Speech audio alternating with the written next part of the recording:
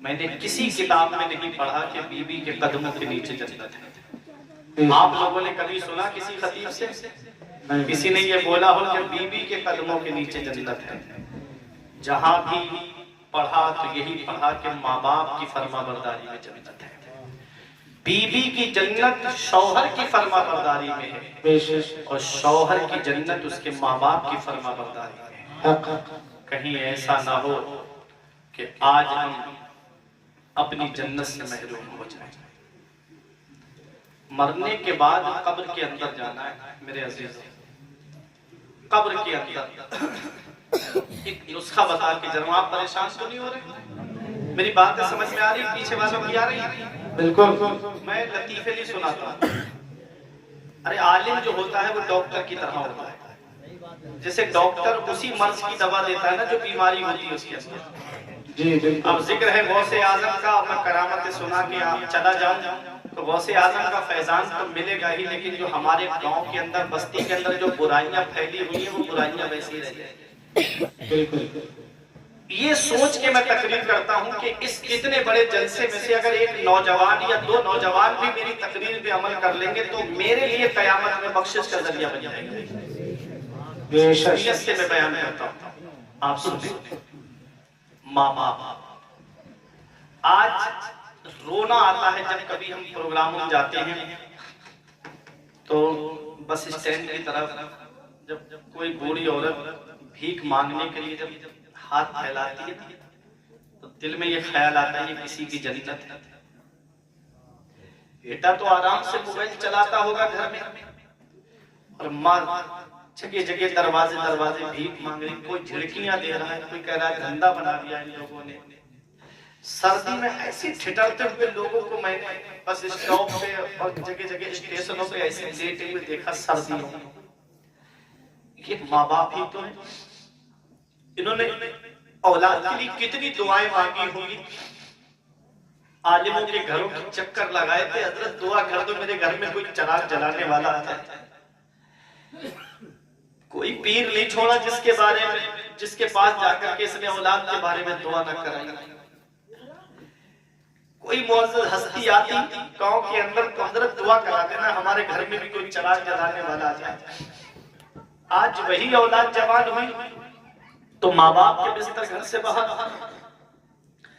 आज माँ बाप घरों के अंदर आंसू बहा रहे हैं और बेटा है कि अपने दोस्तों के साथ पार्टियां करता फिर रहा है।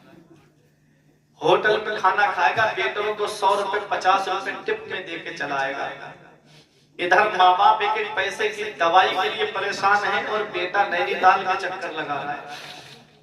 इधर माँ बाप एक एक पैसे के लिए परेशान है और बेटा है कि अजमेर की बड़ी देग में पैसे डाल के आ रहा है। क्या ख्वाजा साहब राजी हो जाएंगे अगर माँ बाप नाराज है तो? अल्लाह कुरान के दूसरे पारे में फरमाता है सबसे बेहतर खर्चा वो है जो माँ बाप को दिया जाए। सबसे अच्छा खर्चा वो है जो माँ बाप को दिया जाए। जो होटलों में तुम पैसे खर्च करके आ रहे हो, जो इधर उधर पैसे लुटा करके आ रहे हो, दार्जिलिंग और नैनीताल और शिमला मसूरी की सैर करने वालों, सबसे बेहतर खर्चा वो है जो माँ बाप को दिया जाए। 500 रुपए कमा के लाते हो, 100 रुपए उसमें से अपने माँ बाप को खर्चे के लिए दे दो, हाथ उठा के दुआ कर देंगे उन 400 रुपए में इतनी बरकत होगी कि तेरी नस्लें खाएंगी तब भी वो पैसा खत्म नहीं होगा। माँ बाप के पैसे के लिए परेशान और बेटा जो है नवाब बना हुआ गलियों में रोड पे गाड़ियां दौड़ाता हुआ फिर रहा है। जिससे उसके माँ बाप राजी, उससे अल्लाह राजी, उसका रसूल राजी। और जिससे माँ बाप नाराज, उससे ना अल्लाह राजी ना उसका रसूल राजी। माँ बाप क्या है इसका पता हमें तब चलता है जब हम खुद बाप बनते हैं। जब खुद की औलाद होती है ना तब पता चलता है कि बाप क्या होता है। आज रात के 12 बजे हमारी औलाद को बुखार आ जाए ना तो खानपुर के डॉक्टरों के घरों के चक्कर लगाते। यहाँ फायदा नहीं होता भोजीपुरा लेके भागते, यहाँ से फायदा नहीं होता तो बरेली लेके जाएंगे, बरेली फायदा नहीं हुआ तो दिल्ली एम्स वगैरह में लेके जाएंगे। क्या कहते हो डॉक्टर साहब? जमीन बिके तो बिक जाए, मकान बिके तो बिक जाए, प्रॉपर्टी चली जाए, सरमाया चला जाए, लेकिन मेरी औलाद को कुछ नहीं होना चाहिए। आज हमारी औलाद बीमार पड़ी, हम परेशान हो गए कभी बचपन में जाकर के देखो, आज जिस बाप की खांसी तुम्हें अच्छी नहीं लगती, आज जिस माँ का बोलना तुमको अच्छा नहीं लगता, जब बचपन में तुम बीमार पड़े थे तो यही बूढ़ी माँ है जिसने अपनी चादर सर्दी में अपनी औलाद को उड़ा दी।